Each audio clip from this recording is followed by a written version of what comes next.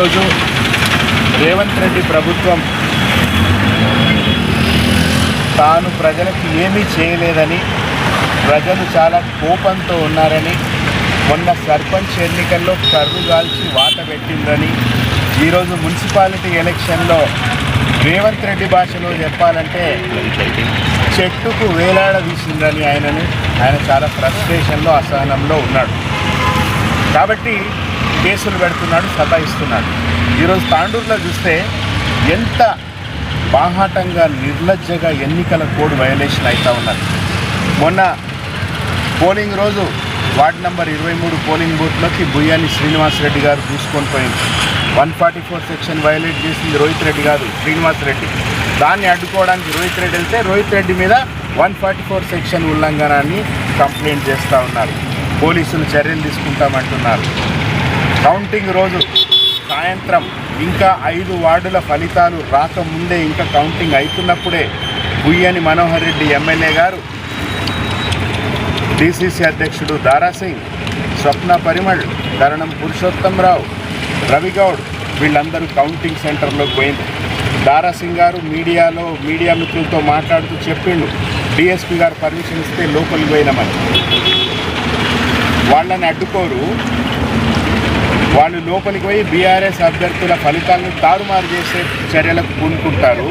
కాబట్టి దాన్ని safe gourd చేయాలనే ఉద్దేశంతో రోహిత్ రెడ్డి గారు అక్కడికి పోతే రోహిత్ రెడ్డి గారిని అలో చేయరంట పోలీసులు, ఎమ్మెల్యేని అలో చేస్తారంట. నేను పోలీసు అధికారులకు కూడా విజ్ఞప్తి చేస్తున్నా, గౌరవ పోలీసు అధికారులారా, ఎన్నికల సంఘము, రాజ్యాంగం అందరికీ ఒకటే ఉంటుంది. ఎమ్మెల్యేకి పర్మిషన్ ఉండదు కౌంటింగ్ సెంటర్లో, ప్రధానమంత్రికి కూడా ఉండదు. నేను మళ్ళీ చెప్తున్నా, కేవలం పోటీ చేసిన అభ్యర్థికి, ఎలక్షన్ ఏజెంట్కి, కౌంటింగ్ ఏజెంట్కి తప్ప ఎవరికి అనుమతి ఉంటుంది. అట్లాంటిది ఎమ్మెల్యే 6-7 మంది కవర్ కూర్చున్నాడు బాగా, ఆడ కుర్చీలు వేస్తుండ్రు వాళ్ళకు, ఆయన లోపల కూర్చుని ఫోన్ మాట్లాడుతున్నాడు ఎమ్మెల్యే. ఇది ఎక్కడి రాజ్యాంగం, ఇది ఎక్కడి ప్రజాస్వామ్యం, ఇది ఎక్కడి కాంగ్రెస్ మార్కు ప్రజాపాలన ఇది? సో ఇది ప్రశ్నించినందుకు ఈరోజు రోహిత్ రెడ్డి మీద ఇంకో 9 మంది మీద ఎఫ్ఐఆర్లు బుక్ చేశారు. బిఎన్ఎస్ఎస్ 173, 176 చట్టం కింద కేసులు బుక్ చేశారు.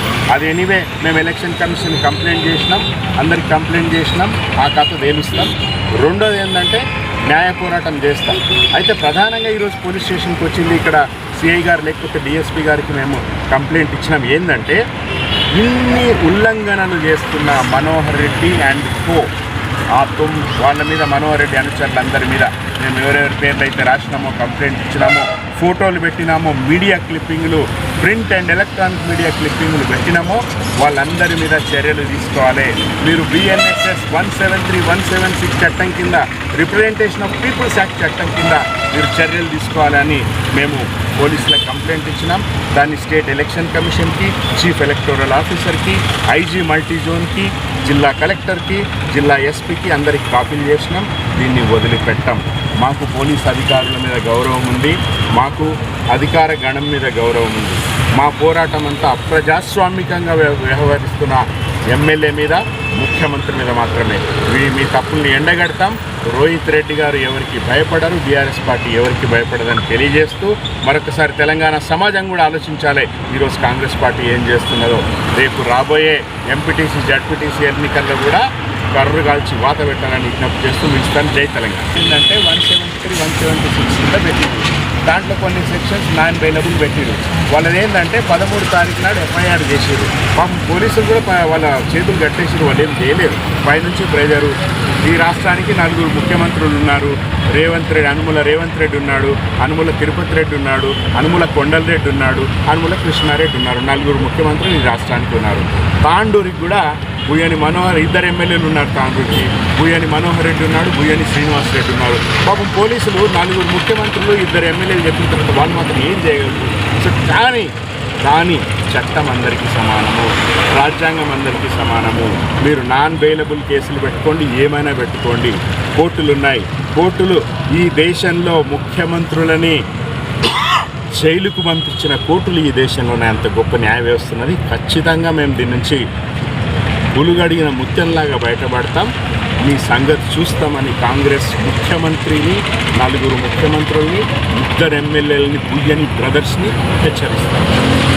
44 సెక్షన్ ఉల్లంఘించిండు, ఆయన మీద కేసు పెట్టండి అని అడిగినాం. ఎమ్మెల్యే బుయ్యాని మనోహర్ రెడ్డి గారు, నేను ఇందాక పేరు చెప్పినా కూడా మళ్ళీ రిపోర్ట్ చేస్తా, మనోహర్ రెడ్డి గారు, కరణం పురుషోత్తం గారు, డిసిసి అధ్యక్షుడు దారాసింగ్ గారు, స్వప్న పరిమళ్ గారు, రవి గౌడ్ గారు, వీళ్ళందరూ కూడా మొన్న కౌంటింగ్ కేంద్రానికి పోయిండ్రు.